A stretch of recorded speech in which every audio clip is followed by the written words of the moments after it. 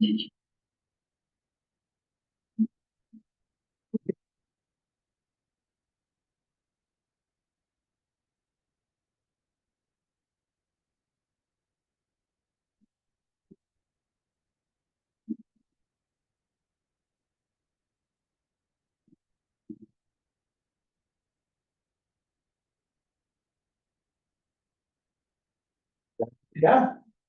Very good. Welcome to the June 5th, 2025 meeting of the Public Safety and Sanitation Committee. My name is Stuart Desser and I'm chair of the committee. Tonight we're joined by Assistant District Manager Brendan Burke. This meeting is called to order at 1834. Members, we don't have any virtual board members tonight. Members of the community who are attending virtually, you can raise any questions or comments you want through the Q&A feature of Zoom. You can also raise your hands if you wish to speak, though we may not recognize you right away. Members of the public who are here in person, you can raise any questions you have by raising your hand. Does anyone desperately want to take minutes tonight? Well, I don't have my laptop, but. Does that mean yes? Sure, You don't I'll do the have, summary, right? well, as it turns out, Justin is not here, so he volunteered to take minutes. That me. I just wanted to see if anyone was really gonna be jealous of that. I will, I mean, but, we'll do the summation. we'll battle this out at the end then. Okay. Brendan, will now take attendance by roll call, recognizing that people may come, 5 minutes late. Okay, committee members, I will call your name. Your name is called, please say present. I'll announce if there is quorum. Stu Desser, Present. Justin Goldberg won't be with us tonight. Gloria Hay, Present. Rupal Kakad, I don't see. Steve Perez, Present. Michael Ann Rowe, Present. and Ann Seligman, I also don't see yet, but we do have a quorum. Thank you. The agenda for tonight's meeting was distributed ahead of time and is on the screen before you.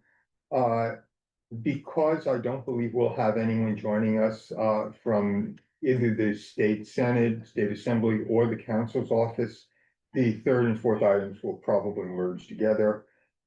If you have any objections, please speak now. If not, the agenda will be approved. You have to speak loud.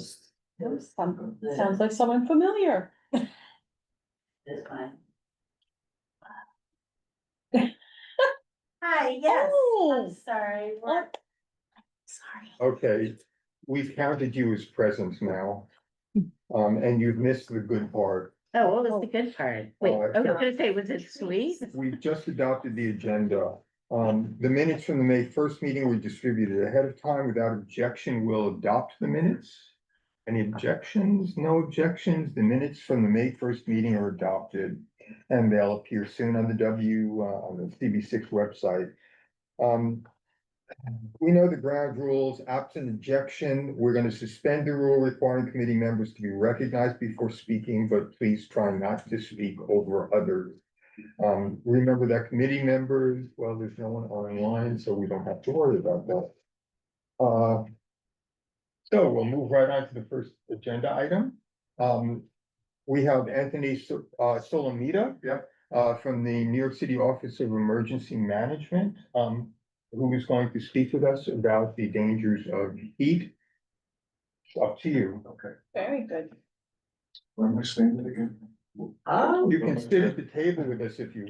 Let me move over because, So we yeah, have to get you Something- on the. I don't think that was online, but I guess somebody should look at this. Speak to the. well, that way, It's- that way it'll be captured in the. Okay, either way. Hi, and good evening. I am Anthony Salamita. I'm a CERT team member, Community Emergency Response Team. We work under New York City Emergency Management. We're the volunteer group that works under New York City Emergency Management, sort of like a force multiplier. When something goes on, they'll call us out. We haven't had many emergencies lately, but we'll cover parades, we'll cover heat emergencies, speak to community boards, speak to public, speak to senior centers. We'll, but if anything really goes up, then they'll call us out and out we come to do a variety of things. Family reconciliation centers, we'll do traffic control, we'll do pedestrian control. All depends what somebody needs. That way the the police and the firemen can go off and do police and firemen thing, we'll do the other stuff. So, you're never in any danger, they wouldn't put us in any danger, we're not rushing into the building to put the fire out, we're standing outside the building. It's fine. Sir, Anyway. also does stuff for, like, I feel like I was involved, I had a training for like a biological emergency. You went to one of trainings in emergency management downtown? Yeah, there's a lot of trainings you could, you don't necessarily have to be, how did you get in without being a member? They might have had just the training in general. It was, I think, I mean, it was some time ago, and I don't Okay. wanna.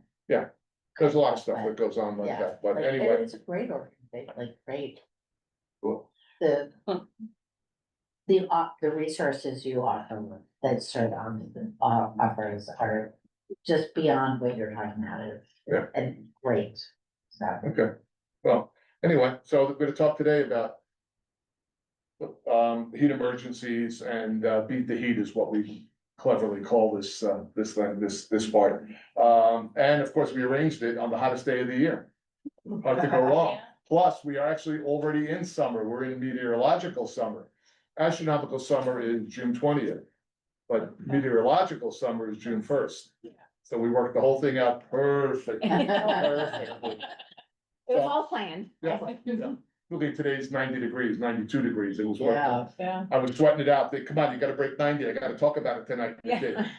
So, basically, there's slides that I'm gonna talk, but I'm not gonna read the slides, basically, okay, here we go. So, believe it or not, there were 500 deaths a year in New York City, because heat related. Well, Yeah. We don't think about it, you know, I'll tell you, I was in Arizona not that long ago. And in May, and it was already 102, 103, 104 degrees. And what they did there though, is every place you went, every restaurant you went in, there was a sign on the table, did you drink enough water? And they walked over. Wow. Remember how we asked, you want water? And you tell them, there they walked up with the water and said, here's your water. There were billboards on the highways. Did you drink enough water today? They're really tuned into it. We're gonna get more tuned into it before this is all over, but, so you gotta, there's 500 deaths a year. And the real danger happens when it gets to be 90 and above. Because with 90 and above outside, it's 10 degrees hotter in your apartment or inside. And I'll talk about the AC setting in a minute, but we'll move on from that. What do we got here? Okay, in the heat, the people who are most at risk, heart condition, mental illness, heart condition because it's a heart condition and it could be set off by the heat. Mental illness because in some ways, they may not understand what's going on with them. And people with diabetes like me, who are affected both by the medicine you take and the fact that you can't distribute your heat as a diabetic out of your body, all that somebody else is coming. That arrives from the Yeah, 13th. that's it, I'll tell you about heat emergency. Actually, it's probably pretty important for you guys to know that.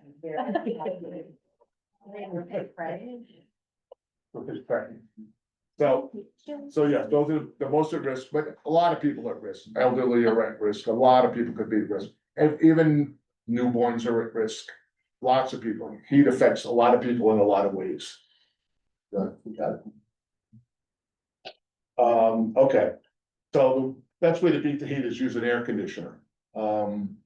Or go to a cooling center, a place that's a cool place to go. You mean not a cool place as in cool place as in low temperature. So go to a library, go to a cooling center, which I'll talk about in a minute. When in a heat emergency, the city opens up cooling centers. Go to a movie theater, if you can get in during the day, they're always air conditioned. So there's a lot of, just a numerous number of places to go to get out of the, if you're not having air conditioned, just to get out of it. Cause I said, once it gets, remember, indoor heat is about 10 degrees hotter than outside. So today when it was 90, if you're in an unair conditioned space, it would have been 100. And, it stays that way after the heat emergency is over. It stays hot for about 3 more days. So you can't just say, oh, the heat emergency is over. And about 3 more days because the buildings heat up. Have you ever been on a series of hot days and you touch the outside of one of the brick buildings that are on every block? It's hot. I used to do that at my building. I'd walk over because the sun shines on that part of the building. I'd walk over and say, "When how hot it is?" "Oh yeah, it's hot."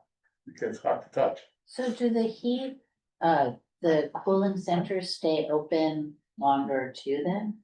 The cooling centers will stay open as long as what they consider the heat emergency is on. Okay, so what you're saying, it could be 3 days longer.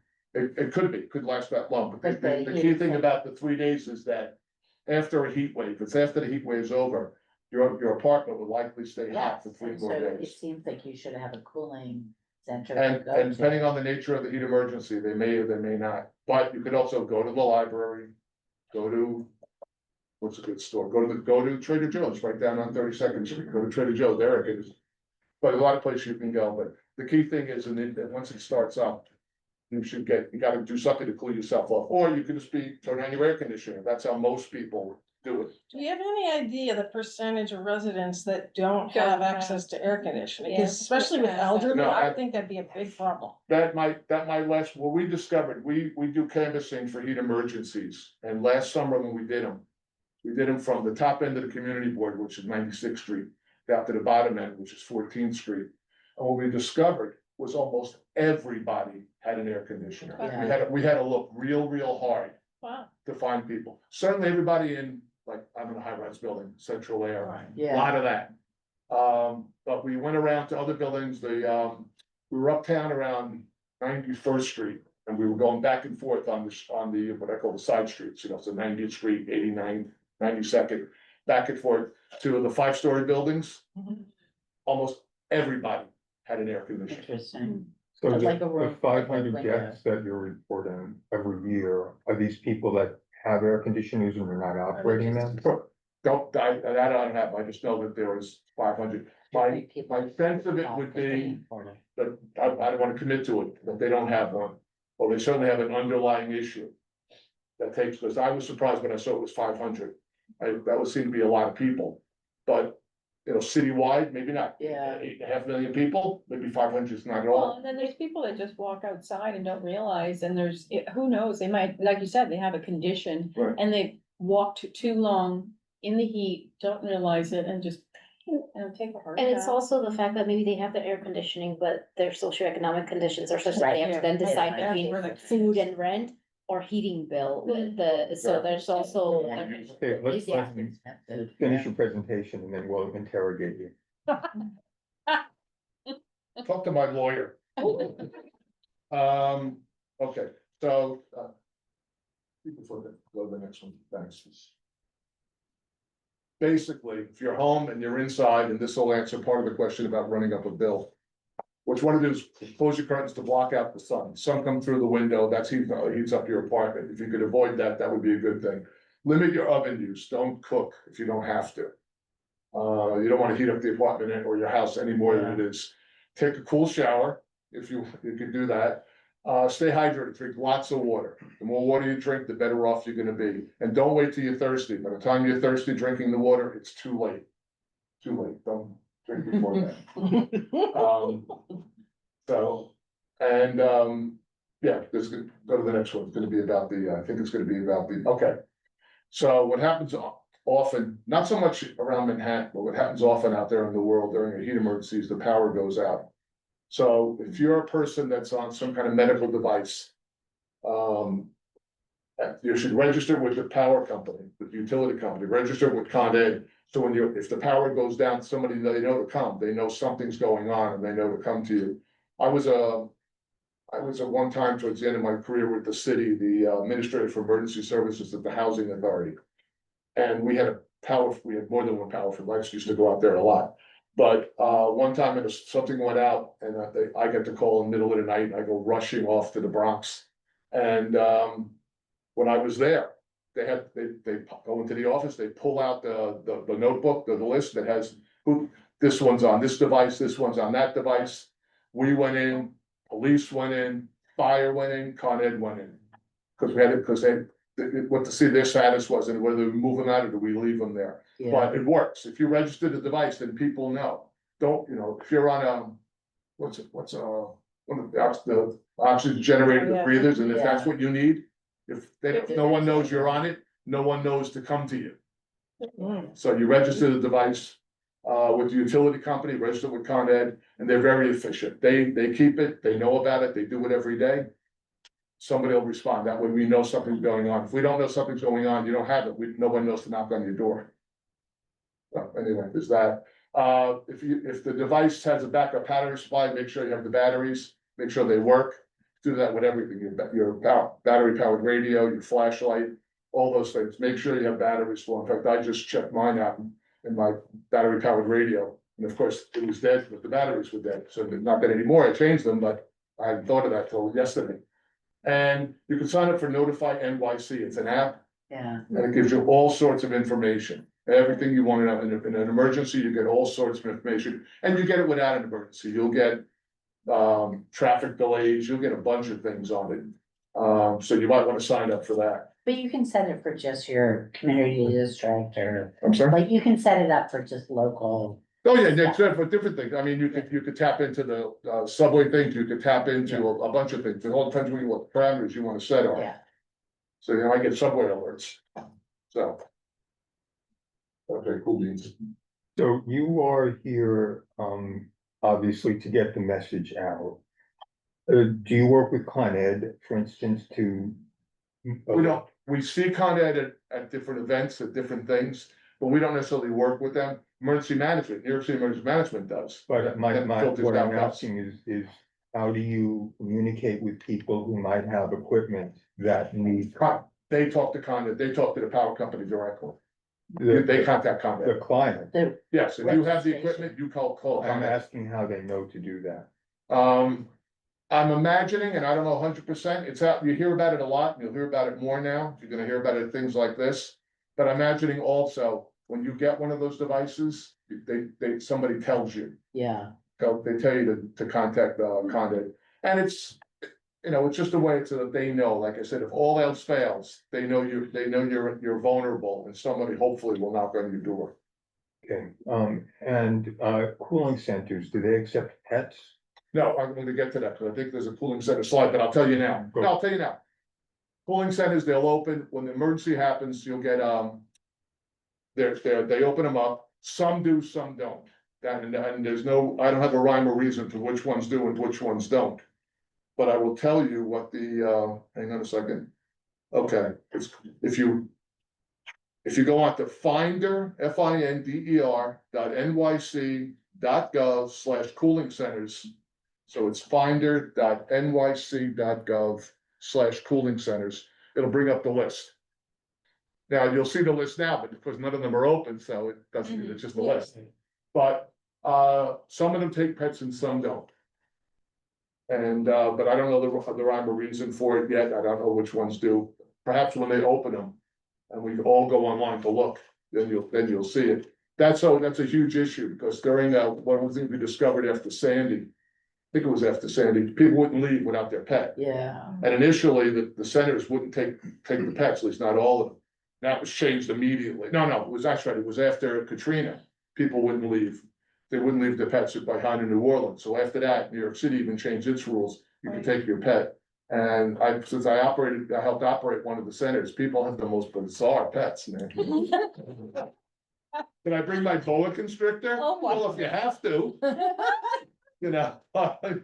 But when you get down to the shelter system, there are separate rooms, there are rooms for the pets and Yeah. cages and. It's my And understanding it used to also be that, you couldn't stay with them, now you can, you could stay with your pet in the room if you want to.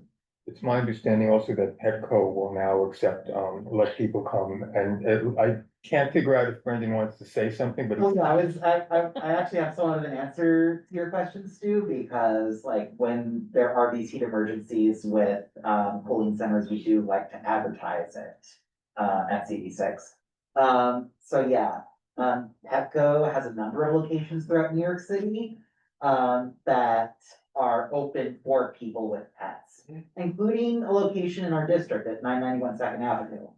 And then another one at their Union Square location, so, which is not in our district, but just outside. yeah. Aren't all Petco locations open, for that purpose then, to people? That I don't know, Okay. I don't know enough about where Petco's are located. And that's not your area of authority, so I'm sorry. That's okay. No, that's let us okay. take That's one- information. Yeah, no, I didn't quite know that, the Petco would take it, but that's good, that's a good thing to know. Used to be one right near here, so maybe that's got. There is there's one on like the 50, it's like. Yeah, 50th on Second Street. Avenue. Yeah, Yeah. Because that's where it is, you still have it. Yeah. Anyway, if you don't have an air conditioner. You got, what they say is to use fans strategically, in other words, spread them around. Yeah, And at night, open your windows, the implication being, of course, that during the day, you don't wanna let the heat in. But at night, it cools down and you wanna do that, but spread out the fans. And, you know, it'll at least be helpful. And if all else fails, you can apply to get a free air conditioner. Through something called the HEAP program, which I think means heating assistance program, but anyway, if you call 311. You could try to get an air conditioner from the city, if you meet a certain criteria, if you're chronically ill, if you're a senior, you can get it, you can't get one for, your grandson's room, that won't work. But it'll work if you're old like me, or if you have a malady like me, you could probably get a free air conditioner. and assuming income levels, like certain income levels. Maybe, that's not in the thing, the Really? criteria was age and, So Bill Ackman could get one of these? he could get one, but probably was an air conditioned building, so he's not gonna get one. Just saying. Okay. Or like I said earlier, if it gets real hot, one of the heating centers when you go to find cooling centers on the web, one of them is, the library, that's, the Kips Bay Library down on Third Avenue and 30th Street. So that's one of the cooling centers, that's a place where you can go. I know it says malls, there aren't many malls in Manhattan, but if you wanna go to the museum, stay with friends, like I said, go to the movie theater. All those places are air conditioned. And, cause that's what you wanna do, the object is to get out of the heat, not be in the heat. And there's the thing, there's the address, find it at nyc.gov/cooling centers, and it'll bring them up.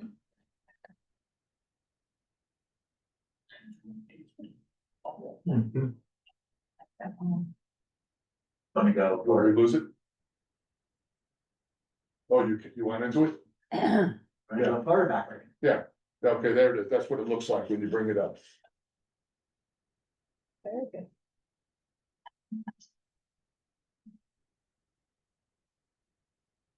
Oh, should I? Keep it on here, or go forward.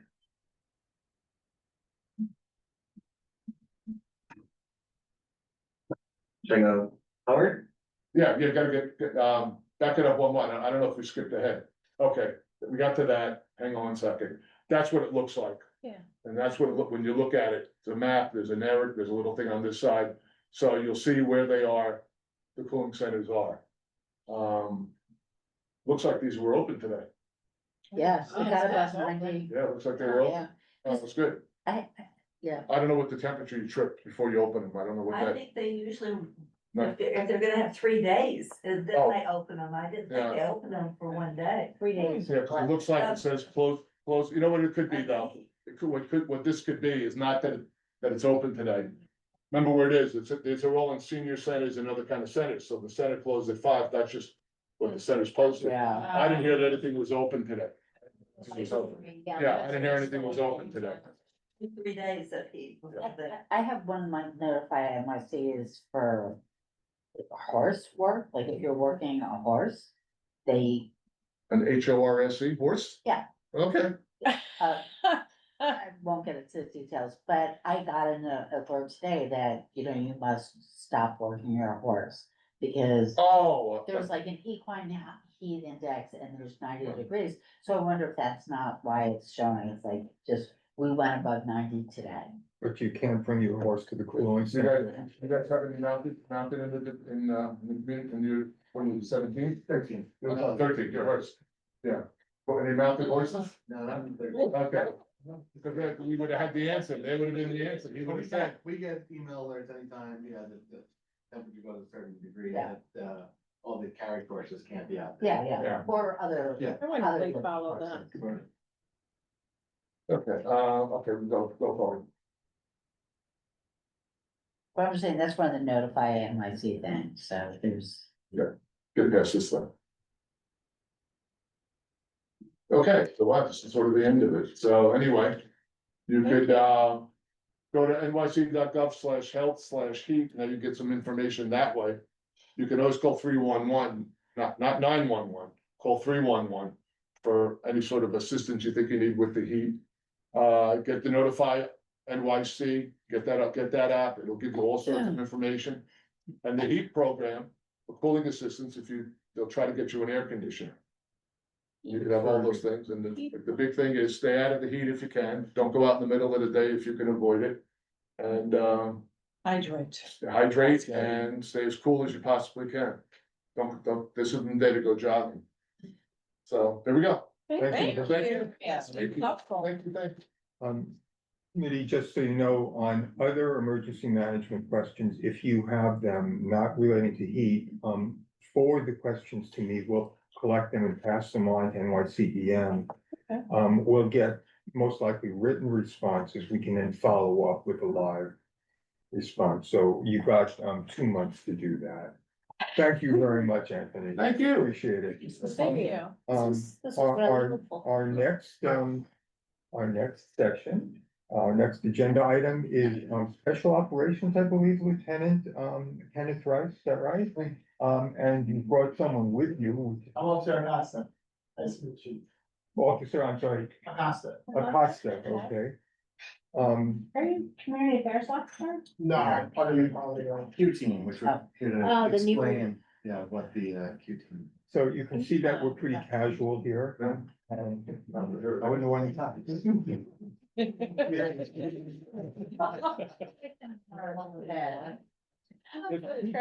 record that we're all wearing hats. Okay. And you know that Yeah. this is this How's Thing. everyone here? is what you're talking to, Okay. but you're really talking to us. Should we go over there? Yeah, sure. Yeah, and my understanding, my understanding is you're talking to us about two things, is that right? One is the quality of life initiative. But also more generally about the 13th precinct, is that true, or you're not? I can go into more general stuff if you have any specific questions or anything you want me to reach, Okay, but you're here but primarily on mostly, the about the quality of 13th. life team. So let us let you go. So I'm Lieutenant Ken Rice, I'm the Special Operations Lieutenant, with me is Officer Shane Acosta. We are lucky to be one of the 5 pilot precincts in the city Oh, that is piloting this quality of life team. So it was announced early April, officially rolled out April 14th. It's a 2.5-month pilot program in these 5 select precincts. We're the only precinct in Manhattan that got a Q team. See how it goes, kind of work out all the, all the bumps and bruises that need to be worked out, and then we're gonna roll this out citywide. So this should be coming to other precincts in the city, and in Manhattan South. They're aiming for August. So the 17, the 14, with all the surrounding precincts should, assuming everything gets rolled out as planned, be rolled out in August. So the quality of life team is new, but it's not, anything that we weren't dealing with in the past. It's kind of just, we consolidated a few separate teams that we had. We had neighborhood coordination officers, who used to hold the build a block meetings, and they were, a lot of the community engagement the NCO officers were tasked with. We also had youth coordination officers who really dealt with the schools and reaching out to youth.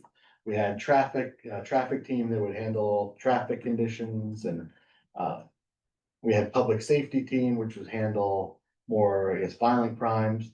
So everybody was kind of doing, one piece of the puzzle. And the commissioner and the mayor announced this pilot program, the Q team, in April, that kind of consolidated everyone, put them all together.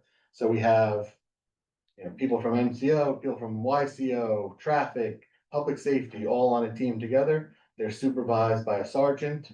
We have 2 Q teams. We have one team from 10 AM to 6:30 at night. They are in Sunday through Thursdays with Friday, Saturdays off. Then we have an evening team that comes in at 6 o'clock at night and works till 2:35 in the morning. They have Sunday, Mondays off. On Fridays and Saturdays, that team works a little bit later, so they come in at 7:30 PM and they work till 4:05 in the morning. It's because we have in the 13th precinct, 2 blocks that have a lot of clubs and nightlife on the block. So they stagger their tour a little bit later on Fridays and Saturdays to address those conditions, that come with the nightlife. So the quality of life, team's focus is really the things that affect you on a day-to-day basis, right? We could come and rattle off crime statistics about robberies and grand larcenies and burglaries. But if you weren't a victim of a robbery or a burglary, it's just a number, right? But the quality of life, conditions that the Q team is addressing on a daily basis is stuff that affects your life every single day. When you walk outside, do you have people standing in front of your, on your stoop, drinking, alcohol or smoking or doing drugs, or homeless encampments on the block, or loud parties keeping you up at night when you're trying to go to sleep and, keeping you up all night. Anything that really affects your day-to-day quality of life. One big focus is e-bikes, e-bike, everybody seems to be riding e-bikes now. The scooters, Yeah. mopeds, the e-bikes, the one-wheel, things I've seen. Zipping in and out of traffic, sometimes zipping in between people on the sidewalk, right? Reckless driving, seeing a lot of injuries, even some deaths across the city from reckless e-bike operations. So that's one of the quality of life conditions that this team is focusing on. In the 13th precinct, one of our big quality of life conditions is also retail theft. We have a lot of Yeah. recidivists who just are constantly, stealing from stores and, really puts a burden on the neighborhood and the store owners. And then they're stealing that and then a lot of times selling whatever they stole on the street. Amazon, eBay. Yeah, and even just putting it out on the sidewalk and, you have to walk around, step over that. So that's kind of the big areas that the quality of life team is focusing on. We also, obviously, we're all police officers, so we're still handling emergencies as well, 911 calls. But the 311 calls is really what the Q teams are focusing on. So 311, we've always responded to 311 calls. But historically, those jobs would have been, they're non-crimes, they're the lowest, priority. So a lot of times they would sit and it would be, it could be hours before somebody got around to it, right? When there was a lull in the crime, somebody would get around to a 311 call. But as we know, that's the stuff that really affects your day-to-day life. So the quality of life team, their focus is on the 311 calls. So I mean, obviously, if there's a serious crime happening, they're gonna respond to that. But when they go out on patrol, they are tasked with answering the 311 jobs. So we've really been kind of doing a lot of community engagement, encouraging people to reach out to 311. You can call in 311, make complaints, you can use the app to make complaints. And it is gonna get a response, a prioritized response from the quality of life team. So we don't want people thinking, oh, I called 311 in the past, nothing ever happened, it's useless. No, the Q team is really focusing on this, putting a lot of priority on the 311 calls. We're trying to bring our response time down on the 311 jobs. Obviously, we're still inundated with calls, 311 and 911. So it might not be an immediate response, but we respond to every 311 call. There's a lot of oversight, making sure that we address these conditions. And also, when we respond to these jobs, not just, if there's a rowdy condition on the corner or whatever, just moving somebody away and address it for 5 minutes and move on, and then they're back, as soon as we drive away. We're really trying to look at what are these chronic conditions, these chronic 311 calls that we're getting. And really looking kind of like at the root causes of that. What can we do to rectify the situation, not just for 5 minutes, but so that it won't happen again. So some things that we've dealt with, that we work with Community Link, which is a unit down at headquarters that kind of coordinates response with all other city agencies. So one of the big 311 complaints that we get is homeless encampments. And I'll tell you, I know, we get 311 calls for homeless encampments all the time, and it can be frustrating. It's frustrating for us as well because, and I've seen it, somebody makes a follow-up 311 call and they say, well, I made the 311 call, the police responded, they took a picture and they drove away and they didn't do anything about it, right? That is our protocol with these homeless encampments. We can't just show up and, tell people you gotta leave and, throw all their stuff in the garbage. So we have a protocol we have to follow with homeless encampments, where if we get a call of a homeless encampment, police officer will be dispatched to the location. They confirm whether there is or is not a homeless encampment at the location. They will take a picture, of the overall scene and send it to the borough, who then sends it to the police headquarters. And then they institute a coordinated response with all these other city agencies. So if it's not an emergency, and what they consider emergency homeless encampments are, open needles, open drug use on the ground, hazardous conditions, for people walking by, or if they've tapped into power on the light poles, or if there's some other hazardous condition, that gets prioritized homeless cleanup response, usually in the next day or two. If it's not a hazardous condition, if it's just a homeless encampment, it'll get placed on the list, and they will come out and they'll put notices up that this location will be cleaned by sanitation. And traditionally about 7 days, they have to give a notice, wait 7 days, and then sanitation, the police department, Department of Homeless Services, all the agencies will come out together. Will do outreach to the individuals, try to get them to accept services and clean the area. So that is one of the big things that the Quality of Life team has been involved with all the other city agencies that we partner with. Some other things that we've dealt with, on 28th Street, I think somebody might have been at the 28th Street meeting that I was at a few weeks ago. They had a deli or a takeout restaurant that had, anytime you drove past, there was about 50 or 60 e-bikes outside waiting to take deliveries. They were taking up parking spaces and kind of just all over the street, all over the sidewalk. People couldn't walk down the street, people couldn't park their cars. So we responded to those complaints. We went out to the location, we spoke to the drivers. And the big thing about this Quality of Life team is it's not enforcement based, right? So, and that message has been given to us from the mayor to the police commissioner on down. This is not about how many summonses the police officers can write. This is about how can we address a condition, so that it's rectified and it's not gonna return. So we went out, we engaged with the delivery drivers, we spoke to them, we explained, hey, we're getting a lot of complaints from the community, people can't walk down the street, people are trying to take their kids to school, they have to walk into the roadway because there's bikes all over the place. We spoke to the business owner, we said, I know they're not your bikes, but they're here, to pick up food from your establishment, you're gonna have to have acceptable responsibility here. We moved the bikes onto the sidewalk. They've kind of kept them a lot more orderly now. They've opened up a couple parking spaces for cars. Is that on Lexington Avenue? Between Lexington and Third, yeah. Oh, okay, there's one on Is that Lexington. right outside that Bengali restaurant that you're talking about? Mim Spicy. They have really delicious food. Oh, yeah. They have a ton of delivery drivers now, so I'm sure the food is great. Delicious food. Yeah, they do great business. And we did that about 2.5 weeks ago, and I keep on going past, and it has the conditions. That's It's great. been sustained, yeah. Cause I was worried, I was wondering how long it was gonna, Yeah. before we'd have to go back there, and the conditions gotten a lot better over there. Other complaints we've gotten are about some delis that, people thought might be selling unlicensed cannabis, untaxed cigarettes. We reached out and we did a joint operation with DCWP, Consumer Worker Protection.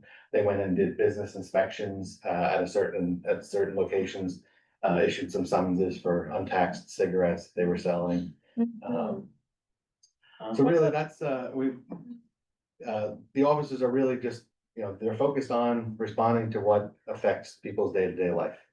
We got sound meter training, to respond, I was gonna say, loud what bars about and noise? parties, noise is a Yeah. big complaint with that. Like cars. Yeah. The cars, it's hard because it's like a very, short, they're, Right. but the bars and clubs and just people hanging out outside, the weather's getting nice and Yeah. people are gonna start having parties and barbecues and Wow. playing music and 301, the noise complaints are one of our big 301 Like complaints. that. Well, I mean, you could just sit at the foot of the tunnel and watch them go up 37th Street. Hmm. And there's a guy that comes up 37th Street at 7 a.m. every morning, just saying, on a bicycle, and he revs it really loud, unnecessarily so, because he's just going to another red light. Yeah, so that's rather really disturbing at 7 a.m. when you don't wanna get up at 7 a.m. You don't wanna get up. Quite at 7, like 7:05 and not 7. Yeah. And so we also have a couple of zones in our precinct that are designated quality of life zones, Union Square Park, 28th and Broadway. We had a big condition with pedicabs and e-bikes in that area, Yeah. drug sales. Near the Strauss houses on 27th and 28th Street on the east side, or the east side. That's one of our zones, but we're not constrained to only dealing with these zones. And that's the good thing also about quality, the Q teams as opposed to the NCOs. The NCOs, you'd have 2 NCOs per sector. And we still have that, the officers are assigned a sector every night, but they're not constrained to just dealing with conditions in their sector, because sometimes you need more Right. response than 2 officers, Yeah. right? So if we have a condition that requires the whole team will go address one condition, hopefully address it, fully, and that it's not gonna return, and we'll move on to the next condition. Mhm. Does the Q team also have, like a social worker or somebody working with the Q team to address like mental health issues that may not need to be escalated, let's say, right? Yeah, we do not, not at the precinct level. Okay. But when we do the homeless encampment cleanups, obviously they have somebody from homeless services, and they'll bring out, clinicians and, Okay. yeah.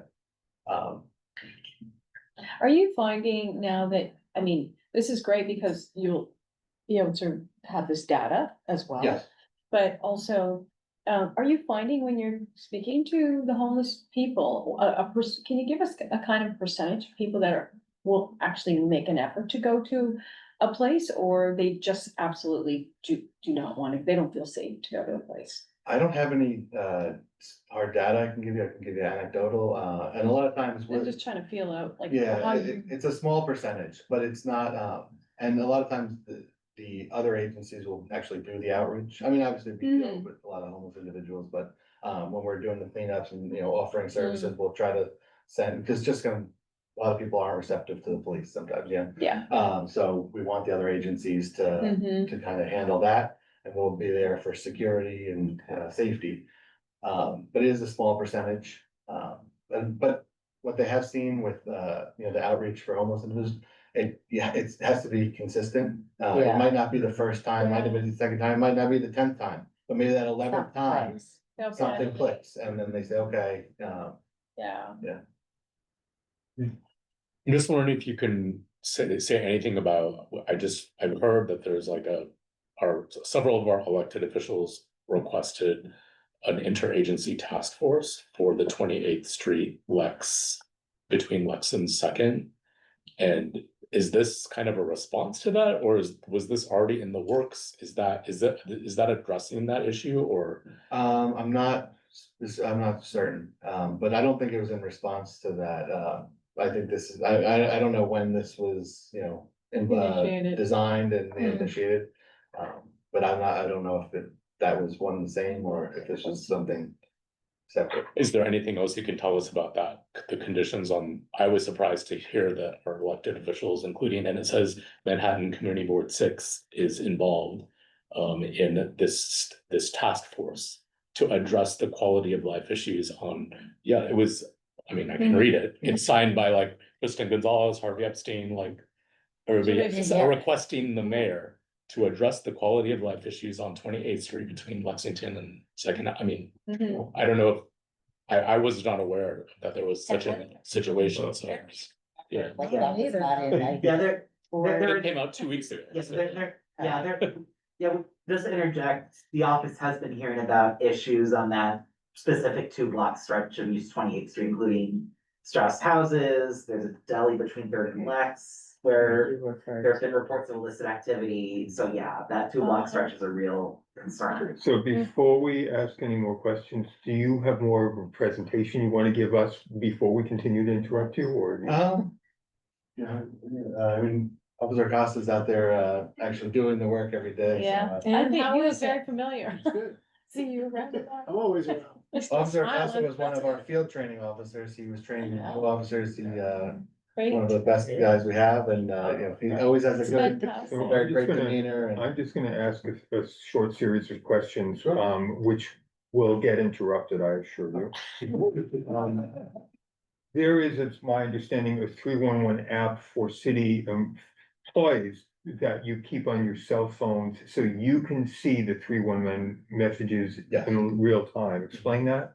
Sure, so we have, our department, mine is over there, our department phones, we can, you know, we used to just get all our jobs dispatched to us over the radio, then we started getting computers in the cars where we could pull up the jobs. Now we can pull up all our 911 and 311 calls on our department phones. So Mhm. you can see all the pending 911 calls, see what resources are assigned to those jobs. Same thing with 311. You can see if, you know, it gives a location, gives you if there's if the person who made the 311 call attached a photo of the condition, that'll show up on there as well. If there's a callback number, and a name associated with the complaint. And that's another thing that the quality of life team has been doing.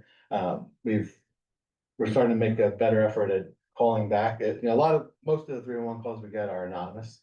But there are a certain percentage that have a name and a phone number associated with them. And we kind of see that those are a lot of the chronic ones that we're dealing with, you know. I've called about this issue, you know, 3 times. Mhm. So we're making an effort to reach out to the people who leave their name. So if you make a 311 complaint and you Yeah. leave your name, then we might not be able to do it on every call, but we're trying to make that, reach out to somebody, okay, this is what we did, we responded. Maybe we didn't see what they were complaining about at the time, but you know, if it happens again, call us back, or maybe we did see what you were complaining about, you know, we get a lot of calls for illegal parking. Yeah, we got there was a parked car blocking the intersection and we issued it a summons. Or the car was abandoned and we had it towed, or we're trying to give that a little bit of that information. So people who are making 311 complaints can have a little bit of closure with the information, with the calls that they're making. And do officers have the discretion to respond when they see it on their phone, or is it still dispatched from, the sergeant still makes a decision, or? So the Q team, they're very proactive, so as they see the jobs coming in, they'll say, you know, I'll pick this one, you know, they are assigned still sectors, so if a job is in their sector, they're going to pick up that job. But yeah, it's not, the 311 calls are not dispatched over the radio like the 911 calls. And what is Q-stat? QStat is an internal, way to bring, so we just had it last week, actually, I was on vacation, so I did not attend, but, CompStat is pretty well known, they bring all the precincts in from a particular borough and they go over crime conditions. QStat is very similar, where, they brought all 5 pilot precincts in last week to police headquarters, and the executives of the department asked the commanding officers from the precinct, okay, what are you doing about these chronic conditions, or what have you been seeing? Is the deployment of officers and the tours that they're working, is that sufficient, or do we think there needs to be tweaks? So And can we at the community board see Q-stat? it's really, I believe internal, I'm not sure who they open it up So to, it's not like crash stat or, like traffic stat, yeah, do traffic they stat. broadcast it to the community? I'm Yeah. not sure, yeah. They did not broadcast QStat, at least the first one. I know, CompStat is broadcasted, but I'm not sure what the distribution is, outside the department. Okay, we have, there's a couple of, issues that we're dealing with independently here at the board, that I just want to ask you about. One is, evidence, and I'm not sure this is your realm, but, I'll try. You know that, during the recent budget negotiations, the governor pressed for some changes to the, laws of discovery. One of the reasons was that prosecutors say that they have difficulty getting all the evidence from NYPD or around the state from other police departments. At the 13th precinct, how do you coordinate with the district attorney to make sure they get the evidence they need? The actual procedure, you can probably speak to that a little bit better. And if that's not your realm, just saying. Well, anytime there's an arrest made, we have to hand over everything that's, associated with that arrest. So any, booking photos, any, when somebody gets, taken to the precinct, we fill out a pedigree information card, their name, their birthday, where they live, phone numbers, all that. Obviously the arrest paperwork, if there's any victim statements, any photos, body cameras is a big thing. So now every officer has body cameras. So, you know, if you have one arrest, it does not just one body camera, there could be 15 officers there. So now you have 15 body cameras, and some of those are, you know, hour-long videos because you're doing an investigation and, you know, then transporting, you know, the person you've arrested to the precinct and lodging them in the cells. So, all that stuff has to be, transmitted to the DA's office. It's all done electronically now, scanned and, emailed and uploaded. There's an evidence officer in every precinct to make sure that that all this paperwork is getting transmitted properly, you know, categorized and tagged, and so that the DA's office can get that. But it's an administrative, it's a heavy administrative burden. So do you hear from the prosecutor from the Manhattan DA's office that we're not getting stuff on time, or you don't have any awareness of that? I haven't heard anything specifically. I haven't heard anything either. Okay. Yeah, the officers are very good about getting the paperwork over. Yeah. So essentially, we're given a checklist, and that checklist has to be complete. So whenever there's an arrest made, let's say, right, I had an arrest last night, you send it downtown to the courts. If that checklist isn't complete, they reject your arrest packet, meaning that paperwork will never get submitted to the district attorney's office unless that checklist is complete in terms of what the attorney's office needs. And do they So tell you once- right away? Yeah, The checklist yeah, is done, so yeah. essentially the checklist gets complete, you submit your paperwork downtown. And then you have to call them to verify that, one, that they received it, and two, that it's accepted. If it gets rejected for any reason, they kick it back to you, and then you have to add whatever it was that was missing, resubmit it, call them back again, and then once they say, hey, we have everything that we need, now it's going to the district attorney's office.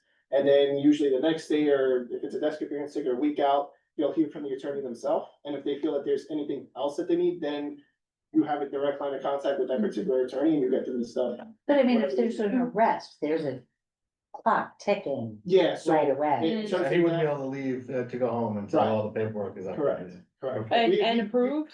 Yes, yes, Ah, And is So the I- DA that responsive? yes. Yeah, oh, they work the hours similar to what we work. You know, Is- so there's times that I'll draw up a case at 2, 3 in the morning. Okay, and we're gonna Can I ask go one to the, question? we're gonna go, we wanna. Related to this though. Sure. So you had an arrest last night. How long did it take you to get all your paperwork ready? Well, it was 2 arrests, it took me about 3.5 hours. Oh. it's a long time, yeah. Thank you. My question is, what would you change about that process if you could make it better? To what, the arrest checklist? The whole thing, yeah, I mean, yeah. in terms of today's day and age, in terms of what, you know, attorneys need in terms of discovery, I don't know that there's any less information we can provide them. I know, like, way back, let's say when my father was a police officer, right? It would just be the complaint report, which captured the incident. It'd be the arrestees, you know, pedigree information, and that was it sent. Today's day and age, there's so much going on with respect to like body cameras and, you know, video. Well, and even like you know, call you know, somebody right, or a civilian has their cell phone and takes a video, now you gotta get their information and get it. So I don't know that there's a way to like trim the paperwork down. Yeah. Just because there's so much access to information that they need as much of it as they Right, need. and what about when you, from the point of you submitting it to you getting approved, would you change any of that process? I mean, it always comes down to staffing, you know, because usually if Yes, people that's what I downtown, thought. if it's a That's busy what we're night, let's say hearing. within Manhattan, Yeah. right? And there's arrests nonstop and you only have X number of officers working, there's only X number of them that can approve a packet at a certain time, so sometimes I can imagine. we're stuck waiting just for them to get back to us and say, hey, your packet's good, or we need this for this packet, and then they move on. You know, I think what they're talking about, the tweaks in the budget, you know, to the discovery is, I don't think it would probably affect what we're giving over. We're gonna give over all that information regardless, so our procedure probably wouldn't change much. But it's the actual DA's office, dealing with the defense attorneys and giving over everything, to get all this stuff together. Is cumbersome. There are a lot of videos that have to be, watched and make sure we have all of the paperwork. And the way that it was, if everything related to the case wasn't turned over, they would, the case would get dismissed. I think their big tweak that they're working on is anything relevant. to the case. Exactly. Yeah, we've been- Exactly, so we're trying to drill that down. We will be discussing later tonight, a couple of bills, one in Albany and one in the city council, which propose that district attorneys be given direct access to NYPD or police databases, and it's both a technology and administrative issue, meant to streamline the process. Cause there's a lot of data that it's related, but it's not really relevant, right? If somebody, Yeah, if he has a camera on and I'm But within a whose certain amount. decision is that That's- to yeah. make, right? Like, that's the question we're grappling. So, Yeah. so I wanna speak to an issue back to quality of life and Michael Ann's heart. thank you, I know what you're gonna say. Of course you do. We're talking about micromobility again. As you know, and we all know, there's been a lot of very angry voices speaking about it. Elected representatives and police have certainly been under pressure. It looks disorderly, it feels frightening. As a bicyclist myself, I've had some close calls with reckless riders. So I'm fully sympathetic with the perspective. At the same time, and I know that, micromobility, bicycles, electric bikes, scooters are responsible for less than half of 1% of all injuries in the city, pedestrian injuries, and virtually no deaths, while motorists are responsible for more than 100 deaths a year and something like 10,000 injuries. I recognize that you don't have full discretion. A lot of this comes from Police Plaza. But to the extent that you do, how do you balance that out? You know the sentiments of many very vocal people. You also know the statistics on actual injury. What's the process? So obviously, yeah, there is a lot of, is focus on the e-bikes and the mopeds that are driving around.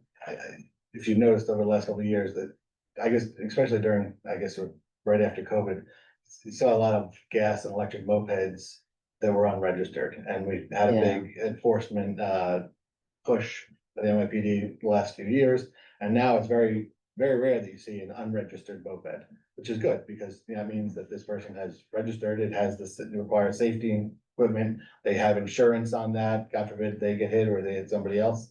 So that was obviously a benefit of the push, to try to rein in the unregistered mopeds. The e-bikes, the officers do have a lot of discretion on a case-by-case basis.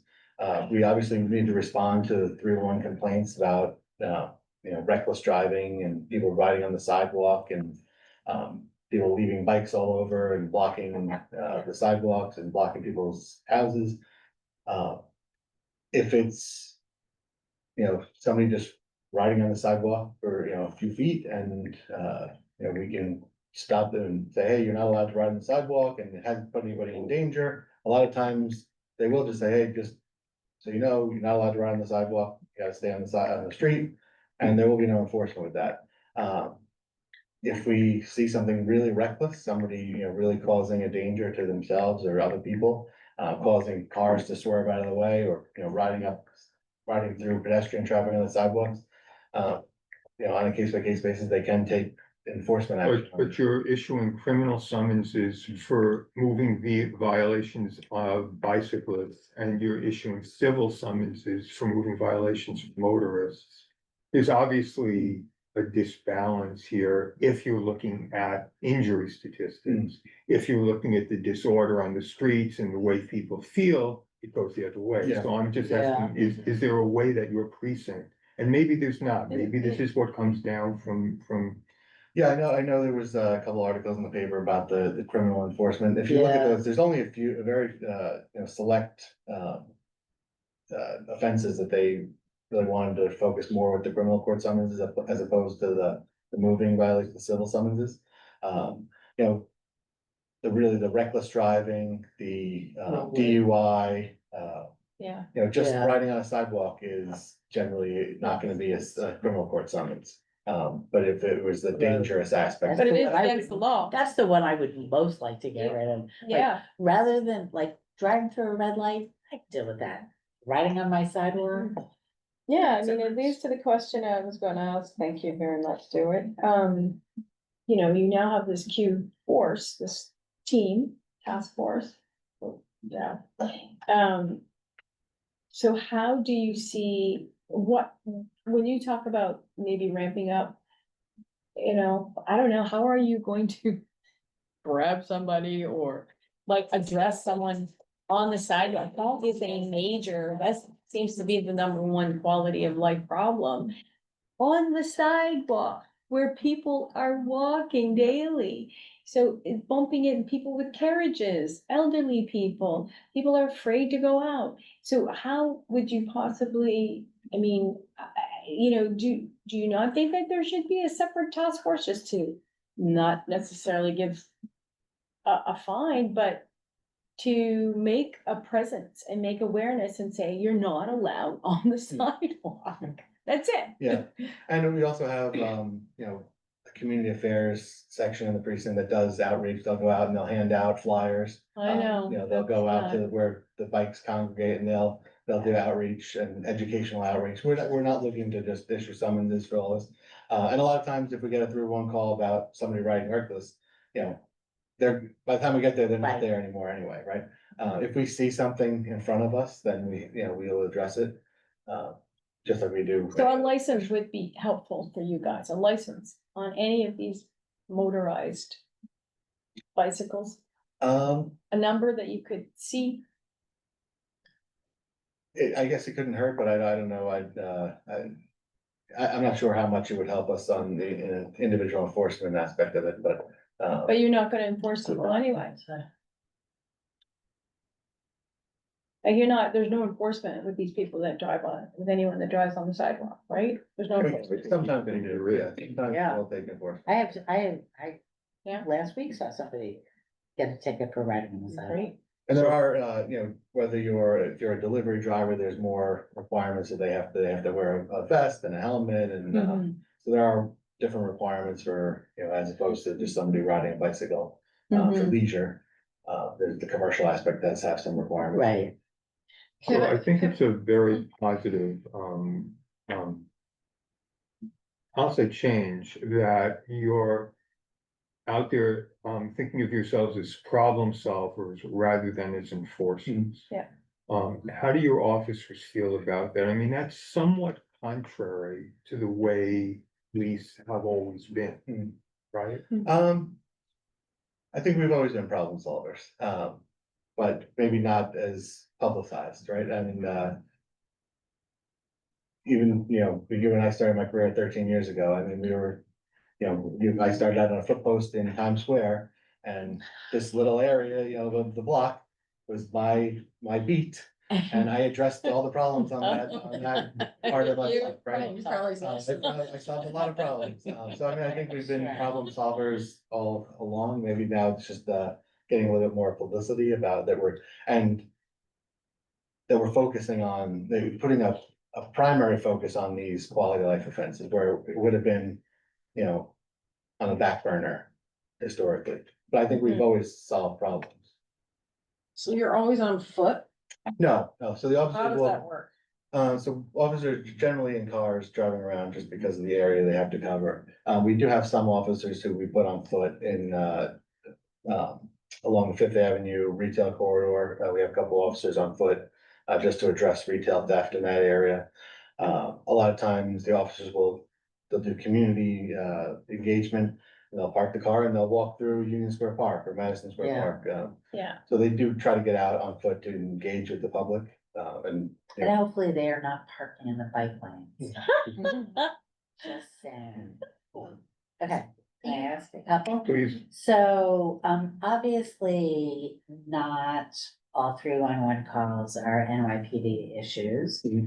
So one of the questions I had is it worth reaching out? I'm actually in the 17th precinct, like that's where I live, not 13. Does it make sense to reach out to you guys directly, like you might to a community officer? Or is it better to, like, are you guys checking in on 311 more, or? Yeah, we always have the 311 app on our phones. So 311 is really like the best way. Yeah. So let's say I put in a 311 call about, I don't know, a noise complaint or an EDP or something like that. That it's not rising to the level of of 911, but somebody should check this out. What kind of time frame are we talking about? Like, would you make it out that shift? What, like, is it an hour? I think, I don't have What's the going exact on? numbers. No, It's no, definitely it's been just gone down gut since feel. this pilot has, I think the, overall average is about an hour now. Oh. But obviously, there's even among 311, there's certain ones that get more priority than others, right? Right, some of them are like, Open- maybe you should call 911. But drug use, that we got a lot of calls about, Right. that gets, prioritized over maybe, a parking violation or something like But that. that's the route to go, Yeah. is 311. Okay, Just because, so we can keep track of it, we can see if it's Cool. a recurring incident, and also, we have the two teams that cover the majority of the day, but there is, a gap between 2 in the morning and 7 in the morning. Yeah, yeah, yeah. And the patrol officers are also handling 311 calls, it's not just that, it's only the Q team. Right. So, Right. regular patrol will also respond to the 311 if it's through the app. Okay, so my other question is that I was really struck by you mentioning the ability to attach a photo to an anonymous 311 call.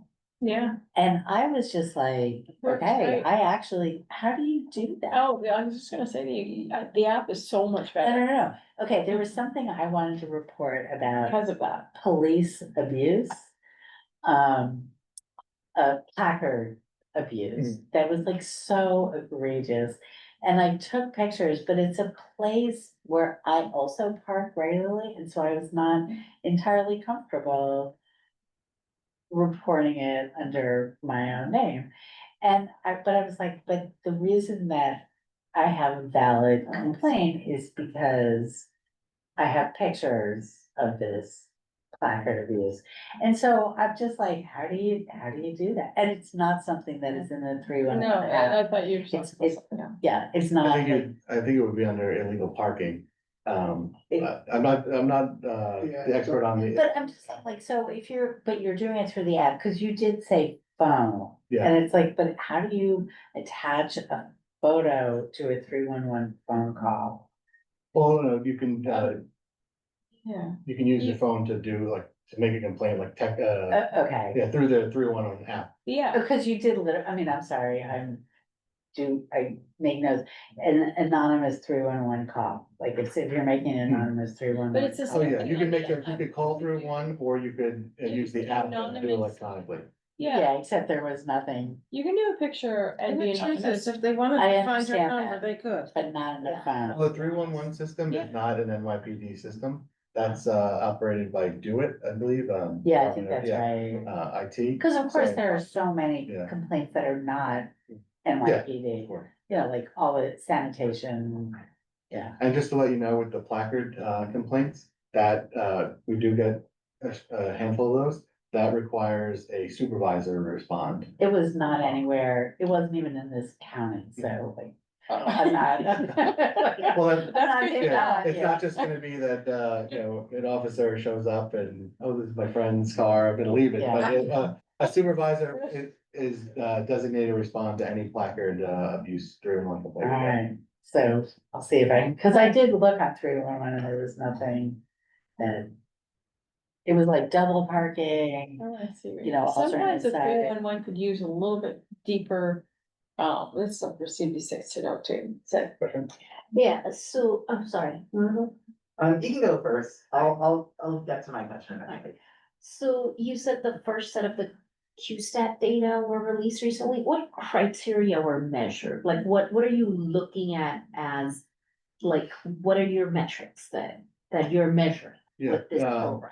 a big focus is on response time to 311s, to see, are we responding to these in a timely manner? That was obviously a big call, a big part of the analysis that they were doing. Also, there's a lot of oversight, especially since this is a pilot program, watching the officers' body cameras and seeing how they're addressing these conditions. And even on a precinct level, Officer Acosta's sergeant has to watch a good percentage of his officers' body cameras. I have to watch a good percentage of the sergeant's body cameras. My captain watches a good percentage of my body cameras, just to make sure that people are handling the jobs correctly. At these stats, the comp stat and the Q stat, a lot of times they'll look into specific cases.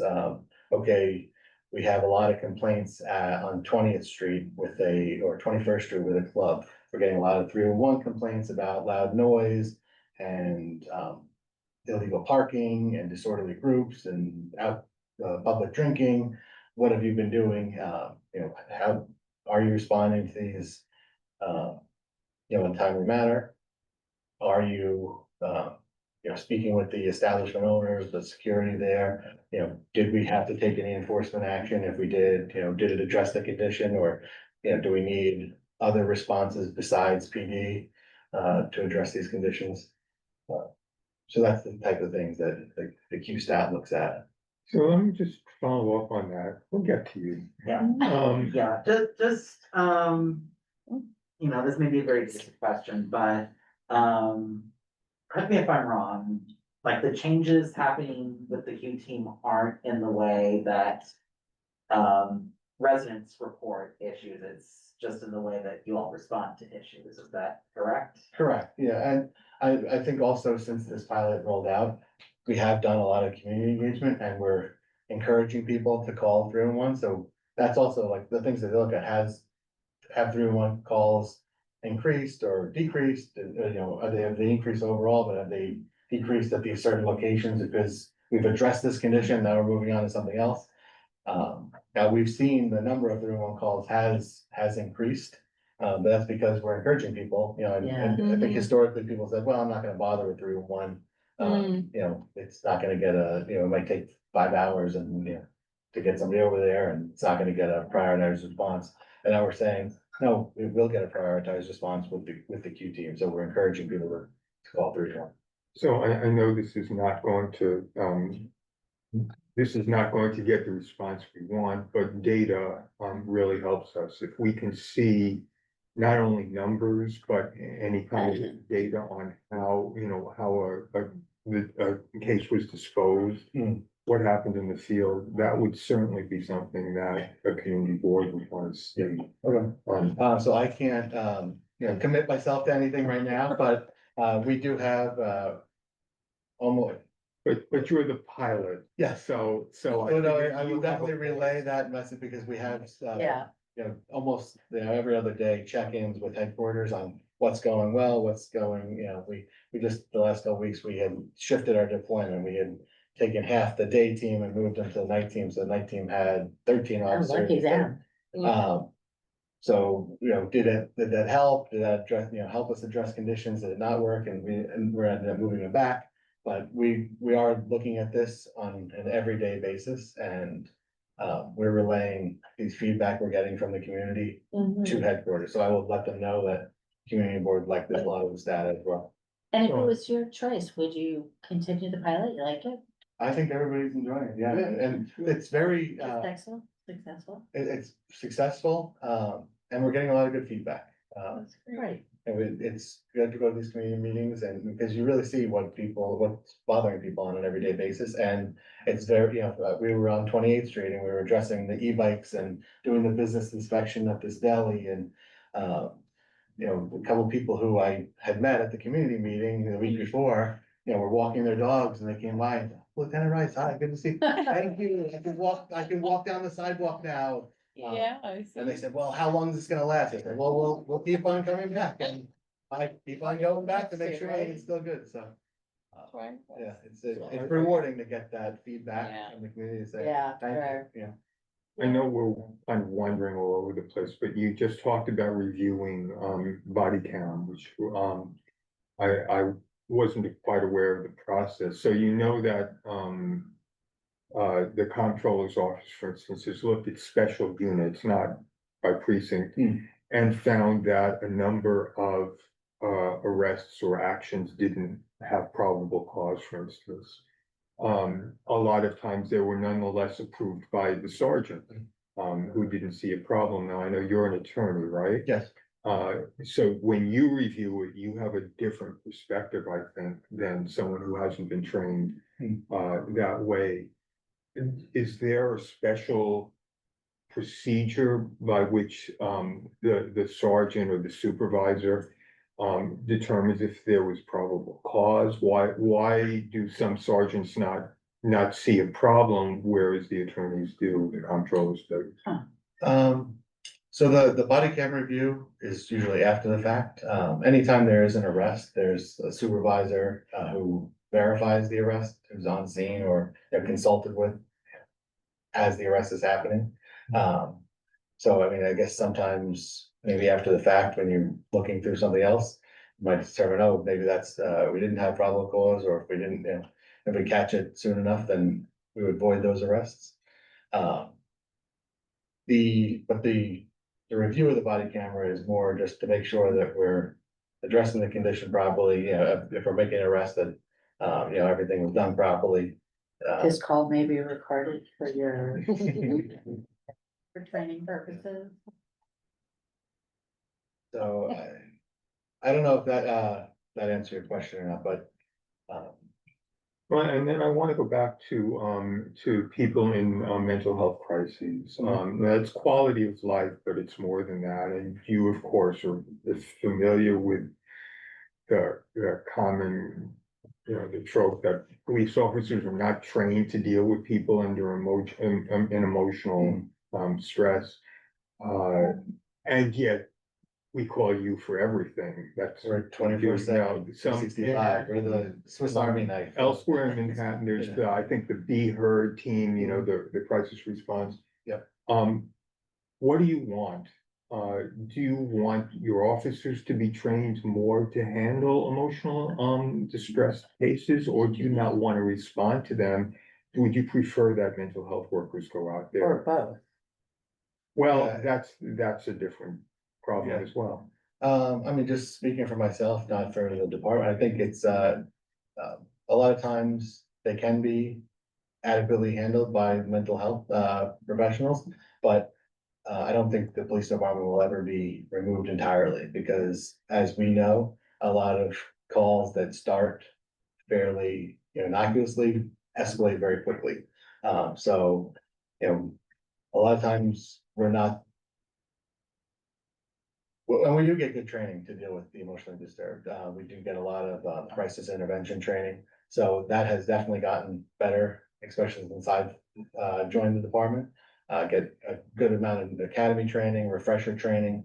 We got a little bit through the Q team rollout as well. We're continuously training, just because I don't think the police department will ever be removed from these types of calls. But we always welcome, professionals to deal with, mental health professionals to deal with it. So does the team kind of tag teaming, having a social worker or a mental health professional come out in response with the police? Does that seem to be working? I I know don't, there's more of that, but I mean, not. like the behavioral health. Yeah. I don't have much familiarity with myself, so. So given, like, I know it's a pilot program and it's only been about a month, Yeah. but given your experience on the streets, how often have you come across, let's say, a mental health crisis or something along those lines, where you would say, you know, maybe it might have been better to have a social worker here that might have made the process maybe a little bit smoother or easier from your experience? From my experience, I mean, we get calls in the 13th precinct regarding mental health pretty frequently, I would say. I mean, those calls come in every day, right? They're coming in daily. Yeah. Varying degrees of, yeah. In varying degrees, like my supervisor said. But what he was saying in terms of the training, we're trained to de-escalate and to talk to a lot of these people. So in terms of having a social worker present, I mean, we would always welcome the help, like you were saying, I would welcome the help. But in a day-to-day, we're never gonna be entirely removed from that situation, it's just in the event that they need us to be there to handle it if it does escalate. So are there officers that you deem are not really the right choice for a response to an emotional crisis? Say that again? Are there officers that you would not put on a Q team, for instance, because you don't feel they're going to be as good as others at de-escalating? I mean, not only the Q team addresses mental health, conditions, every officer is gonna address, mental health. And every officer is gonna have a little bit different response, just as they would, you know, as they would respond to any other call, not every Because they're officer, human we're not, beings, yeah, yeah. we're not, robocops, we're human. And we're all gonna respond a little bit Sure. differently, so some people are, you know, much more, you know, adept at handling that, you know, some people can, you know, have the gift of gab and they can, you know, Sure. speak themselves out of any Down. condition, yeah. But for the Q team itself, these officers were hand selected, because of their prior service, because of their demeanors, because of, their activity, because of what they have done in the past, you know, their specialties, you know, dealing with the youth, dealing with the NCO program, dealing with the field training officer, traffic conditions. So you're a pilot program, you're obviously testing to see if it works. What are you really testing? I mean, there was a reason they didn't roll it out to the whole city at a time, so what do you? Yeah, I think, one of the big things that they're looking at headquarters is, does every precinct need the same amount of officers on this Q team? I mean, some Uh-huh. precincts are much bigger than others, right? So we have, you know, 2 sergeants and 18 police officers. But a precinct that's much bigger, do they need more, or do we need less, you know, depending, so that's one of the big things they're looking at. They're looking at the hours that the team, the coverage, the days of the weeks that they're covering. You know, so that's one of the big things that the pilot is evaluating. What specialized training the officers need, what resources they need. How are precinct outlines delineated? I kind of always assumed it was sort of population based. But I never really thought that, to tell you the truth. Yeah, I'm not sure, but I know like Manhattan, they're much smaller geographically than in Brooklyn. But population Yeah, wise, maybe not, population, right? yeah. But I was just, you know, But when you say a responding to, precinct, like this precinct is bigger, do you mean in terms of like number of people or geography? I was talking about geography, Yeah. like, you know, we look at some of these, one of the pilot precincts is in Brooklyn and their precinct is, you know, several miles wide, you know, so do they have the Right. adequate Q team members to respond to all these conditions, all Right, all of over the this big place, yeah. geographic area? Well, we're pretty much like a square mile, so. That was a total like, So we've interrogated you about everything. yes, thank you. What did we not ask you that you think we should have, Um, or that you wish we did? uh,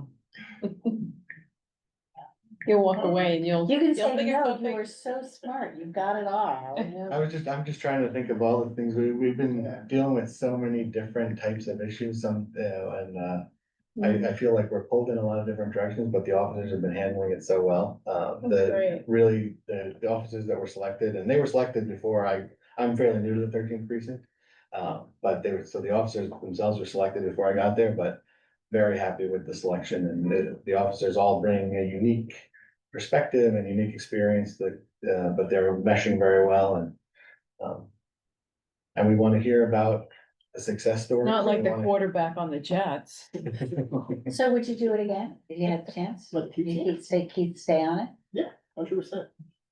He's got the Right. greatest smile ever. Yeah, He could sorry. de-escalate anything, just. He never doesn't have a smile. We'll take care of it.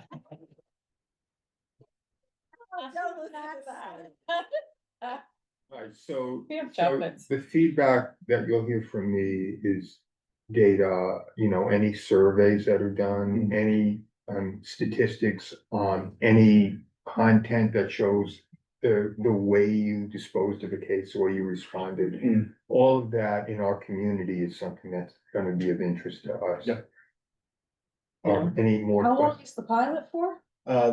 It started in mid-April and it's going through July and then, Well, they're gonna. they're gonna determine whether, what's Yeah. working and what's not and try to roll it out. Fantastic. Yeah. I think it's But we wonderful. do wanna hear about the success stories, but we also wanna hear about if you guys are aware of Right. conditions that maybe we're not aware of, or Yeah. that we think that you guys think need a more appropriate response. Let us know. What do you hear from the other pilots? I assume you guys are all talking So- to each other in the different boroughs. It's, Yeah. there's one, the 4-0 precinct in the South Bronx, the 7-5 in Brooklyn, the 6-0 in Queens, there's a housing, a PSA that is in the pilot. Huh, It's hard to compare because it's apples to such oranges. different, yeah. We have very different conditions in Lower Manhattan Yeah. than the South Bronx and, Yeah. the 7-5 in Brooklyn. Some of these precincts are doing towing operations on a nightly basis where they're towing 50 The or tow 60 trucks. derelict car, Yeah. abandoned, stripped down cars that are just all over the streets. And we don't have that, thankfully. But we have, our own host of conditions in Midtown That's that good for maybe that they're not dealing with in the Bronx or Queens or Brooklyn. Oh, wow. So it's good to bounce, ideas off each other and see how they're responding to things. but Yeah. It's very hard to compare, Yeah, precinct to precinct. it'll be interesting to see what comes out of the folks that are looking at the data at the highest level. Yeah. Mhm. So, but thank you so much. Thank you. It's great. It's community policing really, and that's what we need more of. Yep. That's how things used to be. And my information is Kenneth, KENNETH .Rice at NYPD. I'll leave a business Oh, card with great. that. But yeah, you can reach out to me directly. Yeah, actually, please do with your Yeah. business card Yeah. with Brendan who will distribute it to us. Did I take your question or did Yeah, you didn't get my question. Okay, all right. Just a real quick one, is there anyone at the, I had a contact at the precinct for graffiti removal. It was assigned to someone at the precinct. Is there someone new now? Probably. Oh, you probably, okay, Brendan knows that. Well, Okay. it's actually more Department of Sanitation now. Yeah. Sanitation's taking, okay, So, if there are any graffiti issues. Yeah. Like, yeah, that it's sanitation. okay, they're doing it, okay. Yeah. Early pandemic, it was It was- NYPD. Yeah. It Mhm. was. And that's another thing that we've been getting a good amount of calls Yeah. about. And we've made a few live arrests of people in the act of. Oh, Oh, graffiti. wow, Yeah. So, yeah. Jeez. Thank you If so we keep you any longer, Yeah. we'll actually have a sweater for you. Well, I will leave my information. Thank you, everybody. Appreciate it. Sure, appreciate it. Yourself. Ciao, Carol. It's awesome.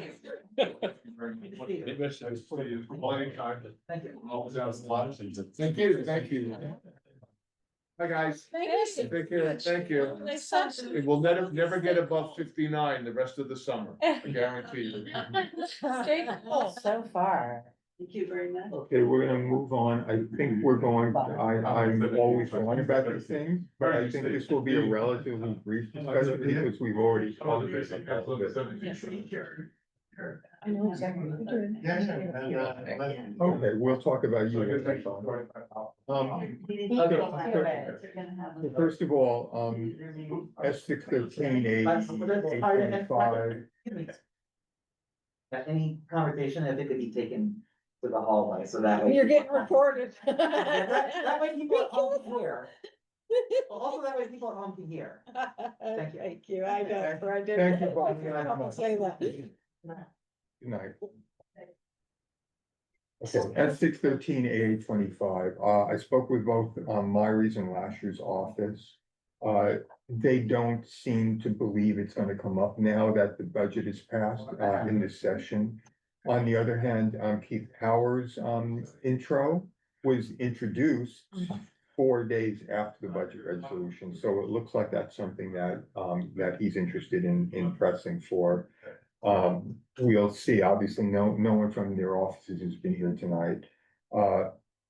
Both the district attorney and the LAS at least, and probably the defense bar, does support, those bills.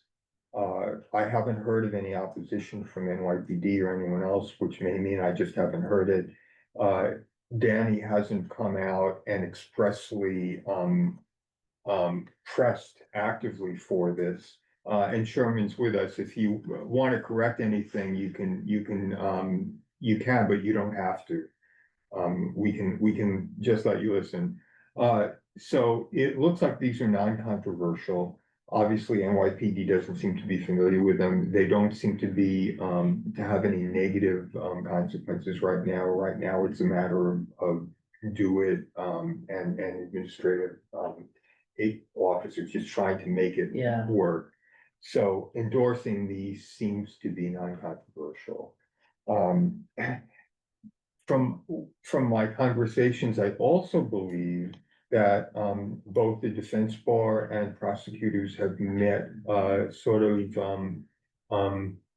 balance. They seem to be content with the current conditions. So you were on the call, I think, someone else. I was on the call. You were on I the was call. there.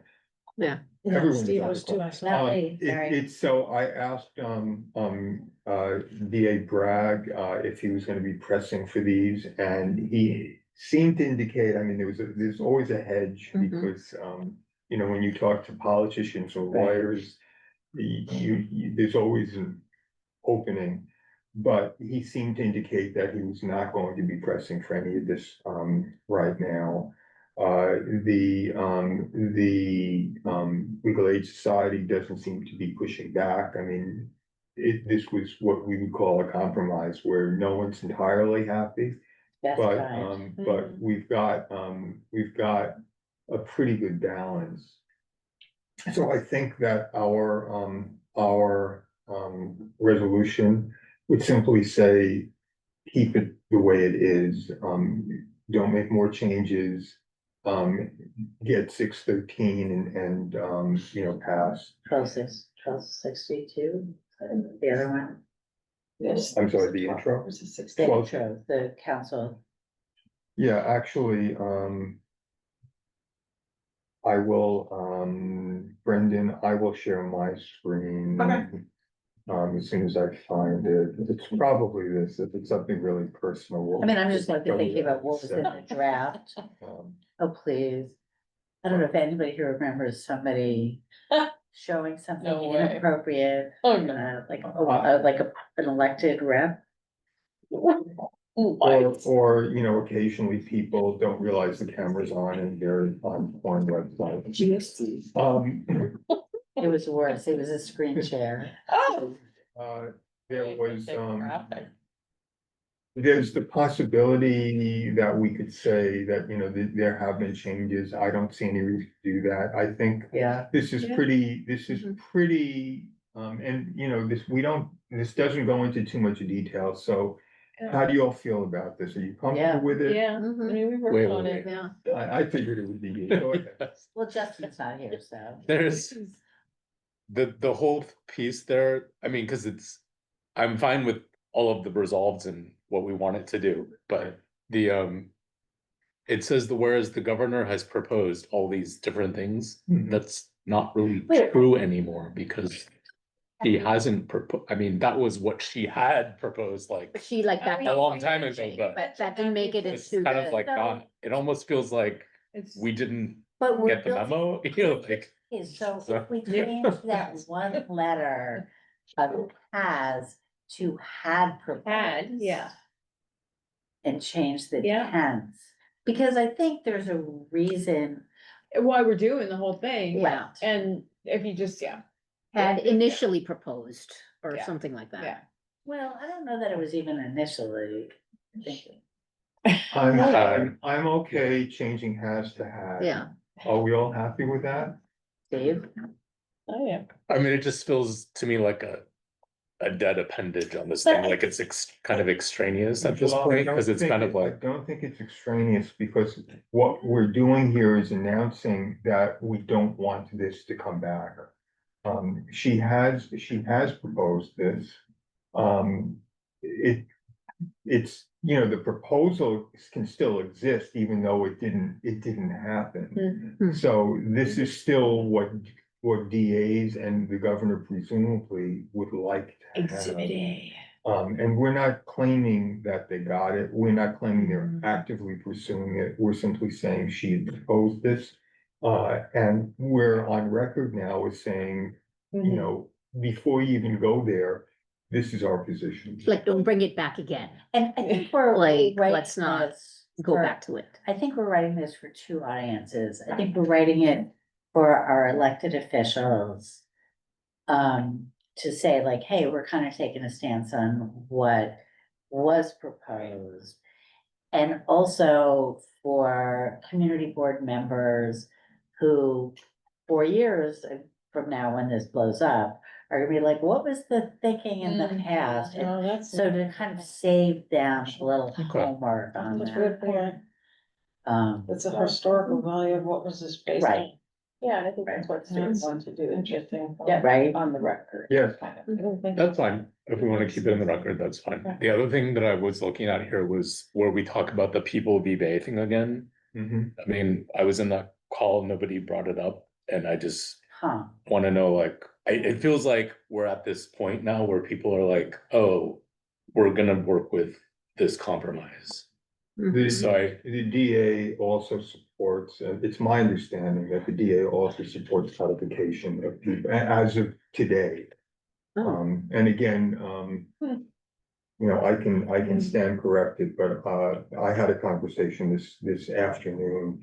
And it's my understanding that people be bathed, and, it's what the DAs wanted anyway. It simply makes Right. clear what the law already is, effectively. I mean, the law, People v. Bay is the law. It was decided by a court. If it were to be put into black letter legislation, the wording would be changed a little bit. It would be certainly condensed, but it would simply say what the case says, that, this is, you have some discretion, you have judgment. But my question then is, it seems like all of that got ironed out with all of these different changes that all the parties accepted.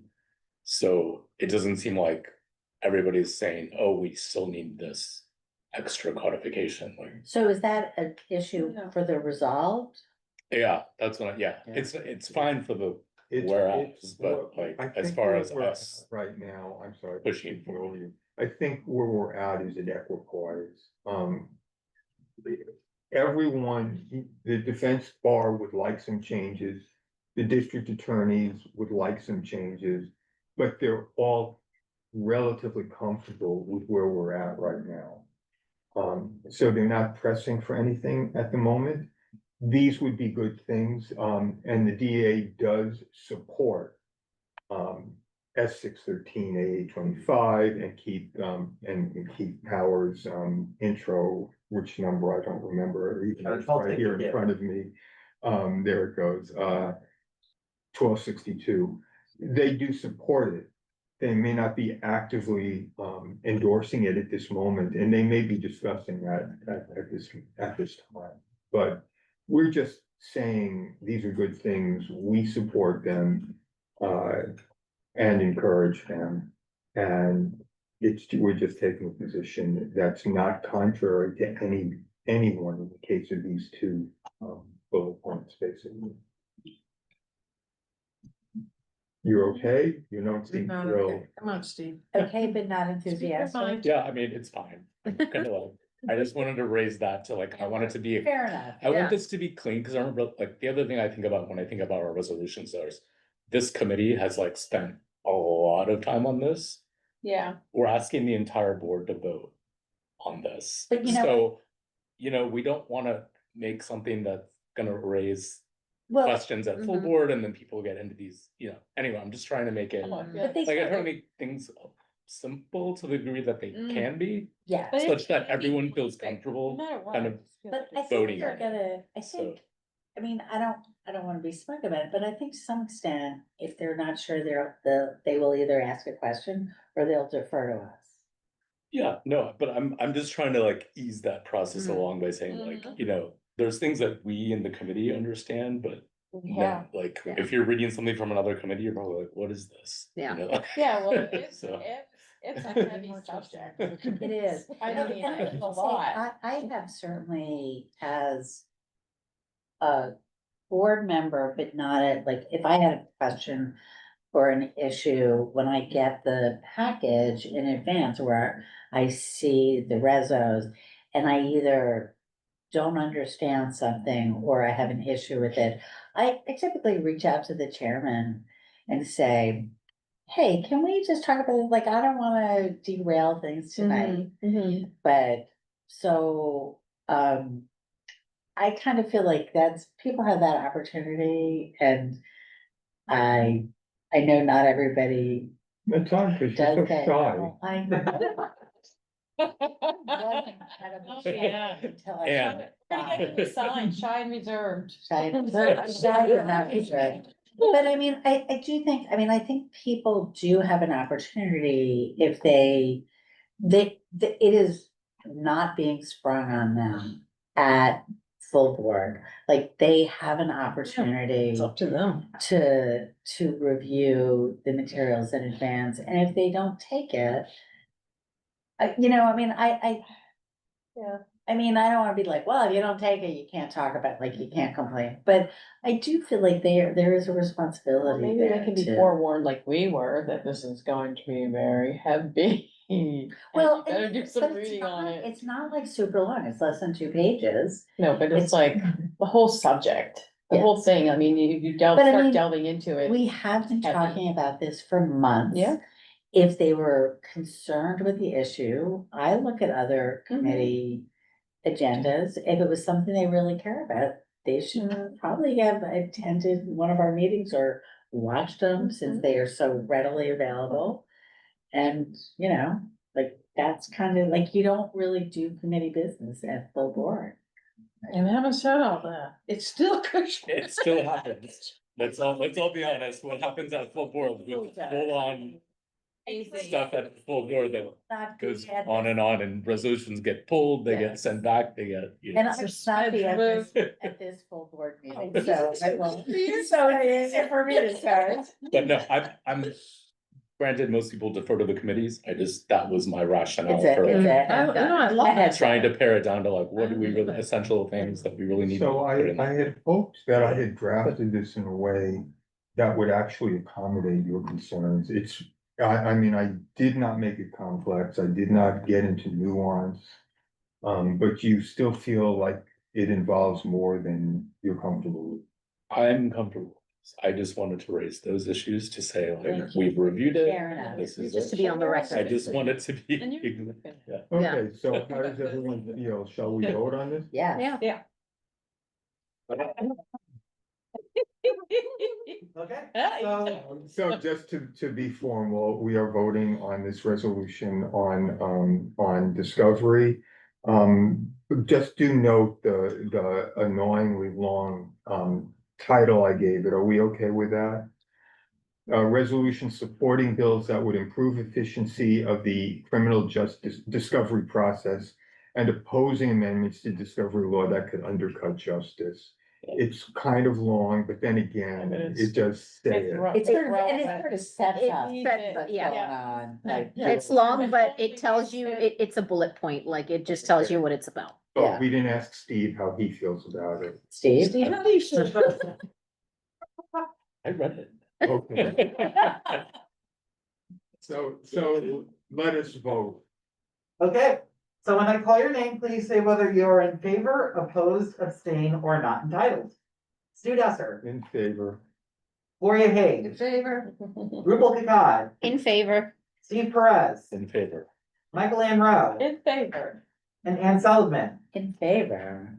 With all 6 committee members in favor, this resolution passes committee. Yay. Thank you.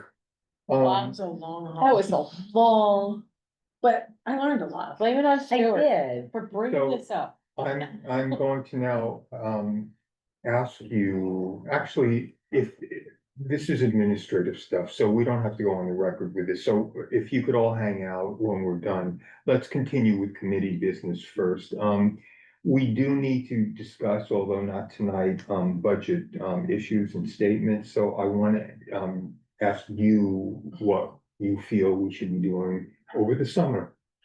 I think both of our responses, if I remember correctly, to our budget request said contact the agency. Yeah. So we would need someone to do that. So we understand what. I mean, that's a response that says contact the agency, we don't know And then what the, yeah. what are they telling us, so. Yeah. Okay, and in fairness, even though I've been doing this for what seems like 3 months and it's probably been a year, I don't feel like I, have a deep feeling for every issue yet in our district. So I admit, we haven't delved as deeply into the sanitation issues as I hope. Yeah, to do. exactly. And policing is somewhat new to me. So I'd like to look at the text that we have from the past, and I don't want to just copy it. But to some extent, we'll have to adopt what was there before us.